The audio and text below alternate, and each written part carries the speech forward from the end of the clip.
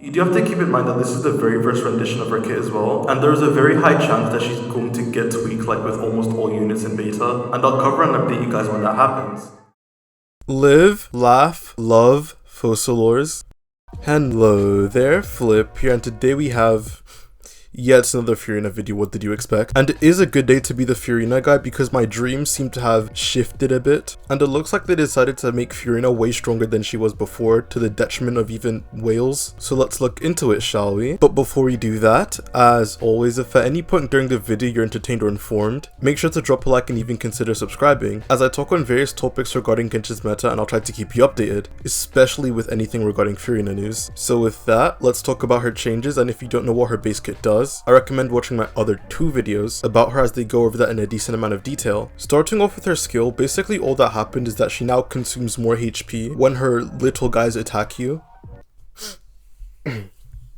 Yeah, that's it. So now moving on to her burst and where the big buff comes in. First, her burst cost has now been reduced to 60 instead of 70, and right off the bat that has already helped with one of her more notable issues being energy, as she needed quite a high amount before, and with this she will still obviously need a decently high amount of energy, but as a solo Hydro this should put her energy requirements below 200 realistically, and for double Hydro teams even lower, entering the 150 ER range. The next thing to talk about is her cooldown. Because she's now a 60 cost, they lowered her burst cooldown to 15 seconds accordingly, but they kept her burst at an 18-second duration. And I wish I could say like this changes some things or allows her to be run on shorter rotations. Honestly though, this changes kind of nothing. If anything, it would be worse to try and burst off cooldown, as that would mean resetting your fanfare stat count for no reason really, and also having to run higher ER. Most Genshin rotations are generally around 21 to 24 seconds anyways, and because of how other characters' cooldowns line up, I just don't really see this being that impactful. Now before talking about the big change, they did actually nerf the scaling of her ultimate by a decent amount, so let's just say rest in peace to the Furina burst nuke showcases. Alright, now the big part. The maximum fanfare stacks you can get from Furina's ultimate has been nerfed. Before, the fanfare stat count was 450, but now it's at 300. And if you look at this on the surface, it looks like they just hit a massive nerf to Furina's kit, but that isn't the whole story. Her fanfare stacks would get converted into a damage bonus essentially, and she gives that to your entire team. Her previous conversion ratio was 0.22, so for every 50 fanfare you would get an 11% damage bonus, and the maximum damage bonus you could get is 99% to your whole team. So again, it just looks like a direct downgrade if it wasn't for the fact that her conversion rate was also buffed, and is now 0.25, meaning that for every 50 fanfare stacks you get a 12.5% damage boost, for a maximum of a 75% damage bonus. And now even though it's like, wow, the cap is 20% lower, you have to take into account that her skill drains more HP, meaning that you're getting more fanfare overall, and also there weren't that many teams that were actually going to hit this ridiculous 450 cap in the first place. So not only is this buff more applicable to a wider range of teams, but on average the buff does relatively stay the same, as you're getting the stacks of it faster. The only team I can think of that are negatively affected is like, what, Nuvalet with a healer, and maybe some Kokomi carry teams. But overall, this does just look like a flat out buff to Furina's burst. It seems they do want Furina's kit to tie into her ultimate more, as it doesn't look like her skill was changed at all, besides just draining more HP, which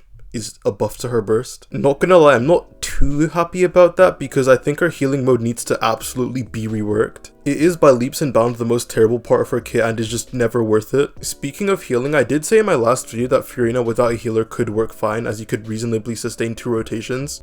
But yeah, with this, the dream is absolutely dead. After 1 rotation, you're going to be at 50% or so close to 50% that you will generate close to no fanfare if you don't have a good healer for your second rotation. And in the same vein though, it also made healers even better than she was already making them, which is absurd. Jean is a character that I've given so much shit for not doing anything, but now on a Fossilors team you are going to, funnily enough, aid Furina in giving your team a bigger damage bonus than Kazuha, while also being able to use VV. I would also like to give my public apology to Kokomi mains, because our stocks have actually risen now a lot, and Kokomi Mono Hydra, which was already a good single target team, is going to go through the roof as you'll be able to maximize this 75% damage buff. So yeah, overall C0 Furina has now gotten a lot better than she already was. But outside of C0, there has also been some pretty notable changes, and they've actually kind of made Furina a better character to vertically invest into. So now let's cover that. Her C1 remains the same, it gives you 150 fanfare points when you cast her burst, and the cap of the maximum fanfare stacks is raised by 150, and now it's even better than it was before, as again each individual fanfare point matters more, so instead of a 33% damage bonus, you're now getting a 37.5% damage bonus when you cast her burst. Now with the increased fanfare cap, her buff maxes out at 112.5 damage bonus. That is 3 times Kazuha's. I've always been a shill for vertical investment and picking up good early constellations for your characters, and when I tell you this is one of the best constellation ones in the game, and if you're going to pull for Furina, I really recommend also picking this up if you have the means to do so. Her baseline kit is still of course very strong, she was literally just buffed, but this constellation one is so absurd and makes her significantly less punishing and gives you an immediate buff on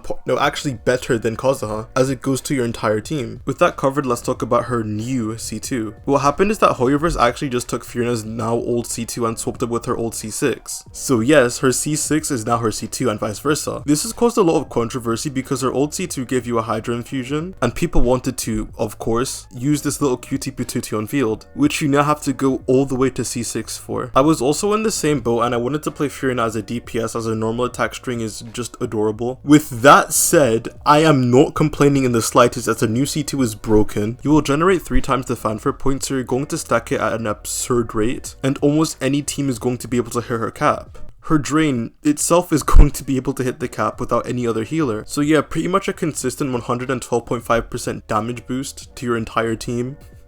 And that's not even the end actually, because when you do hit the cap, her max HP gets increased up to 40% of each fanfare point, boosting her own damage further. Having this as a C2 just does not seem like a good business decision. The funniest thing is that with New Valette, one charge attack will completely max out her Constellation too, so I'm so sorry to the speedrunning community. Once this duo is allowed into the Abyss, you have my condolences. And for those of you curious, yes, this is a bigger overall increase than her old C2 would have been.